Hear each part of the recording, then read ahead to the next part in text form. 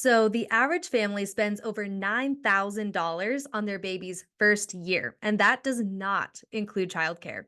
When my husband and I became first time parents in 2020, we saved over $6,500 in our baby's first year, and we have continued to save thousands more since with sustainable swaps. Hi, I'm Katie. I'm a mama, a coach, and a podcaster who has saved thousands of dollars through everyday routines that are supporting both the earth and my family, and I want to help you do the same. So let's get into it. I'm going to cut right to the chase. For many of you listening, growing your family is likely to be one of the most thrilling, wonderful times of your life. And there is space for both. It is also one of the most expensive, and it's hard. There is no getting around it. Babies aren't cheap. And when you live in a country like the US without much support, well, it can cause a lot of anxiety. So there's this website called Baby Center. I'll link it in the show notes in the episode description. It has a baby cost calculator that estimates about how much you are likely to spend within your baby's first year. It is both helpful and horrifying. You can go through each of the categories and just like click through the things that apply to your family, and then you will get a personalized estimate there. So every family is different and they will have various levels of access to resources and support. But I want to share with you just the top three things that my husband and I did to save over $6,500 in our baby's first year. And this was in the midst of COVID, too. We had a COVID baby. So I feel like maybe at least one of these things will be helpful to you. So, number one, buy very few things brand new. I can count on one hand the number of baby related things that my husband and I actually bought brand new in the first year. So, we bought a car seat, brand new for safety reasons, right? We bought bottles and pumping supplies, also for like safety and hygienic reasons. We bought a tiny potty, which there's more on that later. We bought like hygienic supplies, right? So like shampoo and a brush or something, and a rocking chair. And that is it. Like, racking my brain, the only other thing I can think that we bought brand new in his first year, we splurged on a little Patagonia winter jacket that had like a hood with bear ears, and it was just really cute. And we didn't need to buy it, but we did. So, okay, six things. Literally everything else we bought secondhand. We got it for free, or we put it on our low waste baby registry. And all these things we will get into later or in future episodes. But there were many things that we also decided that we did not even need, even though they're usually considered the norm or like necessary in today's culture, but it just wasn't for us. So things like a diaper pail, wipe warmers, lots of like toys or things like activity things like that, jars of baby food, we'll get into that later, and so on. No judgment at all. If you have these things or if you want to have these things, you do you. We just decided to do it differently. And so that was one of the things that contributed to a huge amount of savings. Thing number two, consider an alternative to disposable diapers if possible. I know that this one can be a sensitive subject, especially because this is not always an easy or an accessible choice. But hear me out. I used to be absolutely disgusted by the idea of cloth diapers and having to like clean them until I realized that poop is poop and we have to deal with the cleanup no matter what if you have a baby. And I found a method of cloth diapering that was actually super simple. So, for those who cannot do cloth diapers, though, due to like a shared laundry facility, for example, you could still consider the next method or alternative, elimination communication. I need to do a whole other episode or more on this later because it is so in depth, but it was a game changer for our family. Subscribe to the show if you want to hear more about that, and I will definitely make episodes. But this is basically the method of like potty training earlier than what is considered normal now in the US, but it used to be the norm before the 1950s, and it still is the norm in many other parts of the world.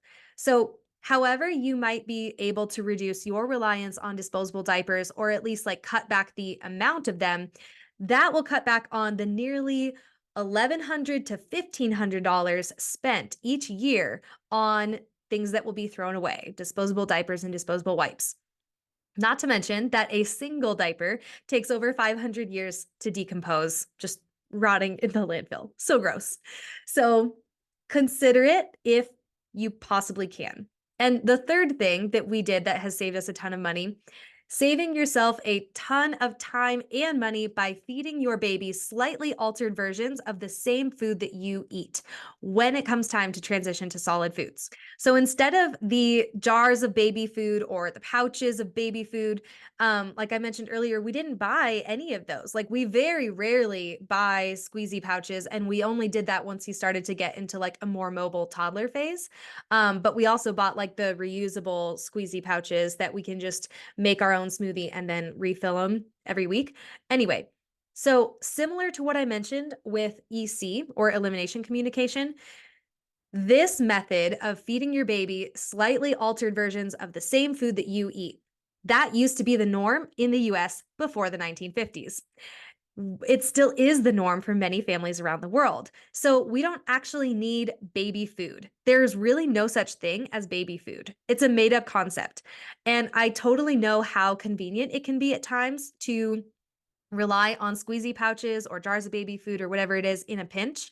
But in the bigger picture, what I have found to be true, and so many other families that I have talked to, is that it's actually way more convenient and time saving and money saving to just serve your baby a slightly altered, age appropriate version of what you are eating rather than having to prep or buy something different.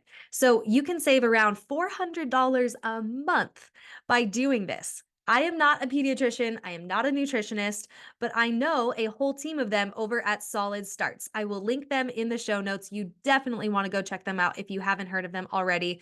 They're amazing. A whole team of pediatricians, nutritionists, allergy specialists, swallowing specialists, like all these different people who have come together and they unpack the process of what's called baby led weaning. And they talk about feeding your baby the same foods that you're eating, just age appropriate. So, if you're curious, check that out. All of these things, all three of these things that I have mentioned, saved us a rough total of $6,852 in our son's first year, which is amazing on its own. That is amazing. But it also doesn't even account for the thousands more dollars that we have saved following the 5 pillars of sustainable living that I described in the previous episode. So we are living in an area with privileged access to many resources. I totally recognize that. And at the same time, there are steps along the success path that I have created and laid out for you. The visual of it is on the website ecomindedmama.com. I'll have that linked. But following that success path, there are steps there that any mama living anywhere can start with. It is tangible for anybody, at least one of those things. And any small step that you can begin taking to save you hundreds, if not thousands of dollars a year, will obviously bring major benefits to your family and your peace of mind. So the point is, just start somewhere. Just find out what you can do and start doing it. Here's where I want to help you become the most successful eco-minded mama that you can be in a really quick amount of time. Because it's easier said than done to just be like, start somewhere and figure out what to do. And you're like, how? How do I start somewhere? So, all three of the steps that I shared above are not always easy. They definitely don't come naturally to most of us when we live in a society that values consumerism over sustainability and is not currently structured to support these choices. So, I have been living consciously sustainably since 2015, and I have been coaching mamas since 2020. And now, at the time of this recording, I have officially opened the doors to join the Eco Minded Mama Collective. This is a community focused online membership where eco minded mamas like yourself can support each other to live sustainably in real time. So, we go through each of the 5 pillars of sustainable living 1 month at a time, plus bonus topics like navigating family engagement and resistance, long-term habit building, how to talk with other family members about your choices, etc. We unpack one topic at a time, month by month, and we follow the success path that I have laid out. Again, that is linked in the show notes, ecomindedmama.com. And we take part in collective group challenges together with giveaway prizes. And then we highlight a specific member makeover each month. So one member who is struggling with something, and then together we support her and we lift her up. And then we highlight that progress every month. We chat with each other throughout the process. We have Q&As, we brainstorm, encourage, celebrate, and build meaningful friendships It is amazing. If you would like to join this vibrant community of eco minded mamas, the doors are officially open. And at the time of this recording, this is also our founding members year. So, this means that you get lifetime access at our lowest ever offer with two options: a monthly plan, where you can just join and pay month by month, or an annual plan where you end up receiving the first 2 months for free if you join and pay upfront annually. I am thrilled to be supporting and learning alongside so many incredible mamas, all doing their best to care for their families and the world around them, and I would love for you to be part of it. Visit ecomindedmama.com. The link is in the show notes to join the Eco Minded Mama Collective today, and you will have that special founding members rate locked in for the lifetime of your membership, even when it goes up for other people after the founding members year. I hope that this episode was helpful today, and I look forward to sharing more money saving, earth saving, sanity saving tips soon. I will talk to you later.